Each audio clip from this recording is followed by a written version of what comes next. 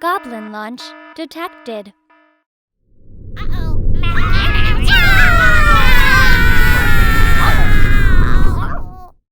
Hey gang! Using the promo code MTGMudsta, all caps, will get you 10% off any order over $10 at Flipside Gaming. It'll also get you 10% off any orders of singles at Multizone. And it'll get you 10% off most products at Original Magic Art, with the exceptions of some paintings. If these fine sites don't have what you're looking for, you can also consider using my affiliate link when ordering from TCG Player. And if you'd like to join the generic Goblin Gang to support this channel, there's a link to my Patreon in the description below. You'll also be excited to hear that Flipside Gaming is doing a giveaway for Double Masters. If you place an order of $10 or more between July 6th and August 7th, you'll be entered for your chance to win the box. Alternatively, you can send a stamped, self-addressed envelope or postcard to Flipside Gaming to be entered to win as well. It's one entry per person, so good luck and have fun. Hey gang, and welcome back. Today's game features the Gamebreaker gang, and I'm borrowing Martin's Thassa deck. I keep Fibblethip, Throne of the High City, Leyline of Anticipation, Gemstone Caverns, Conjurer's Closet, Sol Ring, and Fizuva. We have a new Nick joining us playing Captain Sisay, keeping a Winter Orb, Trinisphere, 2 Plains, Green Sun Zenith, Wooded Foothills, and Court of Calling. Martin is playing the new Heliod, keeping 2 Snow-Covered Plains, Daxos blessed by the Sun, Emeria, Regna, Cold Steel Heart, and Solemn Simulacrum. Max is playing his Kenrith deck, keeping a Mountain, Temple Garden, Swords to Plowshares, Cultivate, Training Grounds, Biomancer's Familiar, and Seedborn Muse. I win the die roll, and also have 2 pregame effects. My first is putting out the Leyline of Anticipation. My second is putting out Gemstone Caverns, and exiling a Conjurer's Closet to it. I then draw for turn, and play Throne of the High City. I then cast Fibblethip, and draw as he enters. Nick plays a Wooded Foothills. He loses 1 as he goes to find a land, and shortcuts casting Green Sun Zenith for 0 to find Dryad Arbor. Martin plays a tapped Emeria. Max plays a tapped Temple Garden. I play a tapped Fizuva as a copy of Nick's Savannah, and I pass turn. Nick plays a Plains, and pays 3 mana to cast a Trinisphere. With it on the stack, I flash in Sol Ring, and it then resolves. Martin plays a Plains. Max plays a tapped Hollowed Fountain. I draw and cast Thassa in my main phase. I move through my phases, going to my end step, and blinking Fibblethip and draw as he re-enters. Nick plays a Plains, and brings out his commander, Captain Sisay. Martin plays a Snow-Covered Plains, and has to pay 3 mana for a Cold Steel Heart because of the Trinisphere. Max plays a Mountain, and casts Cultivate. He passes as he finds his basics. I draw and move through my phases, blinking Fibblethip again to draw at the end of my turn. Nick activates Sisay in his main phase and tutors for a legendary card. He reveals Thalia Heretic Cathar, and reveals himself to be an undercover fun police. He does so by playing a Gaia's Cradle, and casting Thalia, and then seeing a Winter Orb, which... Martin untaps one of his planes, and draws a card, and passes. Max untaps 1 land, and plays a Plains, passing. I draw, and play a Scavenger Grounds. I pass through my phases once more, blinking Fibblethip at the end of turn to draw a card. Nick untaps his Cradle, and plays a Misty Rainforest, losing 1 life to find a land. He also taps Sisay at the same time. He finds a forest for the field, and reveals Karn the Great Creator to a Sisay search. Nick then casts Karn, and with the Walker on the stack, I flash out Gilded Drake. It comes in, and I have it swap itself with Sisay. Nick then upticks Karn, and makes the Trinisphere a creature. He heads to combat, swinging Thalia at me, which I just take. Martin untaps a land, and draws. He discards down to 7, pitching a Felidar Sovereign. Max plays a tapped Emeria, and passes. I untap a land, and draw for turn. I then activate Sisay to tutor for a legendary card, revealing Venser and putting it to my hand. I move through my phases, blinking Fibblethip again, and drawing, and then discard down to 7. Nick untaps his Cradle, and draws. He plays a Marsh Flats, losing another life to find a Temple Garden, taking 2 to have it come in untapped. He upticks Karn to animate the Trinosphere again, and taps the Cradle for 4 green, and then the Temple for 5 mana to cast Chord of Calling where X is 3. He finds a 2-drop in a Hushbringer and puts it to the field. Moving to combat, Thalia and the Gilded Drake swing at me for 6 damage. Martin untaps one of his lands, and casts a main phase Swords to Plowshare on the Hushbringer. Nick gains 1, and Martin then passes. Max draws and casts a Seedborn Muse, passing to me. Max untaps all of his permanents on my turn, and I play Snow-Covered Island and pass. Nick draws and taps his Cradle, putting out Grafdigger's Cage. He goes to combat, hitting Max with a Drake and Martin with Thalia. He then upticks Karn again, but doesn't pick a target. At the end of turn, I flash out Venser, bouncing the Winter Orb back to Nick's hand. I also tap Sisay to find a legendary. Martin untaps all of his lands for turn, a welcome change of pace, and casts Daxos. The legendary creature enters tapped, and Martin passes. At this point, I reveal the original Thassa to my Sisay's ability. Max plays an Exotic Orchard, and casts Mirari's Wake. He then makes 6 mana, leaving 1 blue floating, to cast Kenrith. He casts Training Grounds, which we do catch later on, and passes. Max untaps with me, and I play Snow-Covered Island. I go to combat, tapping all of my stuff sideways, and sending Thassa and Venser at Karn, and Fibblethip at Nick. Max activates Kenrith to put 6+1/+0 counters onto Fibblethip, and I smash into Nick for 7. I then move to my end step, blinking Venser. He comes back in tapped, and I put Max's Seedborn Muse back to his hand. Nick plays a Plains, and Max realizes he couldn't have played the Training Grounds. Thankfully, he would have had enough to still pump Fibblethip, even with the enchantment not being out, and he taps enough accordingly to make up the difference. Nick then pays 6 mana for Mother of Ruins and Llanowar Elves, which doesn't seem great. He swings the Drake and Thalia at me, and before moving to blocks, I flash out Consecrated Sphinx. Martin is quick to remind me that I can't block because it's tapped, and I just take the 6. Martin draws, and I draw 2. He plays a Mistfilled Plains, and casts Solemn Simulacrum to go and find a Plains before passing turn. Max untaps, and plays Marsh Flats. He recasts the Seedborn Muse, and plays a Hunting Wilds. He cracks the flats at the same time to go and find a Swamp, Canopy Vista, and Scattered Groves. I remember to draw 2 from Max's draw step with the Sphinx. Max then casts Training Grounds properly, and then casts a Wood Elves. He finds a Savannah, and activates Kenrith with some of the floating mana to put a counter onto Kenrith. He swings his commander at me, and I think about blocking with Sisay, but decide to just take it.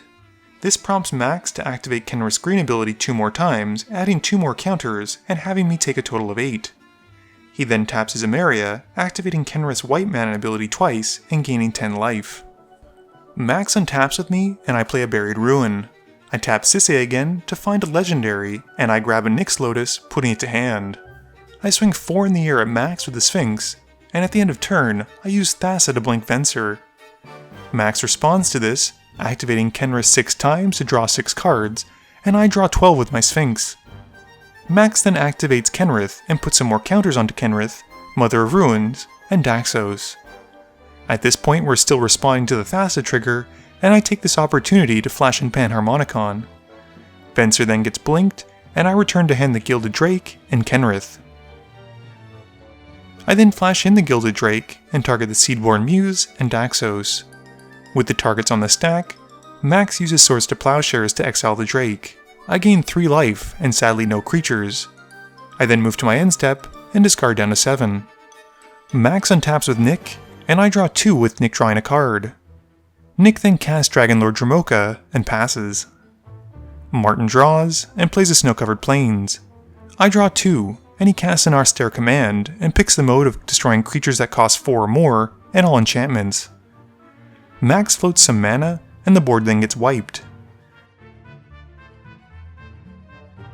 Before changing phases though, Max uses the same floating mana for Anguished Unmaking and exiles the Grafdigger's Cage and loses 3. On Max's upkeep, he has several Plains cards on the field, which lets him bring back the Seedborn Muse with the Emeria trigger. It does come in tapped, not that he'd be attacking with it, and Max plays a land. Max then casts a Gilded Lotus, and recasts Kenrith. He plays out Eiley, and then Selvala, Explorer Returned. I draw and play a Snow-Covered Island. I tap 6 for Duplicant, who comes in, and I get 2 exile triggers. I target the Seedborn Muse and Selvala, but Max sacrifices them to Eiley and gains some life. I then move through my phases, flickering the duplicant at the end of turn, and put the exile triggers on Kenrith and Eiley. With the ability on the stack, Max brings back the Seedborn Muse with Kenrith's ability, and activates Kenrith again to gain 5 life. He then activates the second ability Eiley has, sacrificing Kenrith and exiling the duplicant itself. We then finally resolve the duplicant exile, and Eiley is then exiled. Nick draws, and taps his Cradle to make some mana. He then recasts Sisay from his command zone, and pays 3 mana for his own Soul Ring. He then has to pay 3 mana for Winter Orb before passing turn. Martin untaps a land, and draws. He plays a Snow-Covered Plains, and passes. Max untaps, and plays Kenrith in his main phase. He then plays out an Ashen Rider, and then reanimates Selvala with Kenrith. He remembers his Rider trigger, and targets Captain Sisay. Nick responds, tapping the Mother of Ruins to give her protection from black, and fizzles the trigger. I untap a land as Max untaps all of his. I then cast an Empress Galena, who enters the battlefield tapped, and I move to my end step, blinking her with Thassa, and she comes back tapped again. Nick untaps his Cradle and draws. He taps Sisay again to tutor again, and reveals Linvala, which is a good answer to Max. He then casts the Angel, and Max activates Kenrith to draw 2 cards, and then a third. She surprisingly resolves, and Nick then casts a Sylvan Safekeeper to, well, keep her safe. He passes turn. Martin draws, and plays a land. He then passes as Max uses his Ash Barrens to find a basic for his hand. Max casts a Resplendent Angel in his main phase, and passes, discarding down to 7. I untap a land, and draw. I cast Phyrexian Metamorph, losing 2 life, and it comes in as a copy of the Seedborn Muse. I then move through my phases, blinking the Metamorph with Thassa, and have it come in again as a Seedborn. Max and I untap completely, while Nick untaps 1 land. He draws for turn, and activates Sisay. He finds a Mox Amber, and puts it to hand. He then has to pay 3 mana for it, which is a big yikes for me, and at the end of turn, I tap my mana to cast Thassa's Intervention, which is a flavor win, and put 8 into the X. I look at my top 8 cards, and keep the 2 best. I untap with Martin, and on his upkeep, he brings back Feldar Sovereign with the Emeria trigger. He then plays a Homeward Path as his land drop, and Elesh Norn then hits the field, and Nick loses most of his creature base, and Martin then passes. Max brings back Wood Elves with his Emeria trigger, and goes to find a Murmuring Boss to push to the field. It dies though to Elesh Norn's ability, and Max then plays Nykthos as his land for turn. 6 mana gets him a Caged Sun, and he names white as it comes in. We then see an Explosive Vegetation to go and find him 2 more basic plains. While Max is doing this, I do whatever this is. Max then plays Divinity of Pride, and goes all out at Nick. They subtract 2 power from Elesh Norn, and then add 1 power from Caged Sun. Some quick math has the resulting damage being 10, 4 of which is Commander, and Max then passes. I draw, and play a Snow-Covered Island. 7 mana gets me an Agent of Treachery, and Max responds with the Agent on the stack with a Generous Gift targeting my Panharmonicon. I have an answer with a Cryptic Command though, and choose to counter the removal and draw a card. The Agent then enters, and I get to steal 2 permanents. I take Max's Seedborn Muse, and Kenrith. I then pass through my steps, and going to my end of turn, blink the Agent again. It comes back, and I target Linvala and the Cradle. Nick responds by tapping Mom to give Linvala protection from blue, but I do get to steal the Cradle. I untap with Nick, while Nick untaps a land. He plays Okina, Temple to the Grandfathers, and passes. At the end of turn, I cast Ghostly Flicker. I blink the Agent and Soul Ring, and they both come back, and I get 2 more Agent triggers. I target Linvala and Elesh Norn, with Nick tapping Mom once more to give Linvala protection from blue. Martin untaps 1 land, and it's Homeward Path.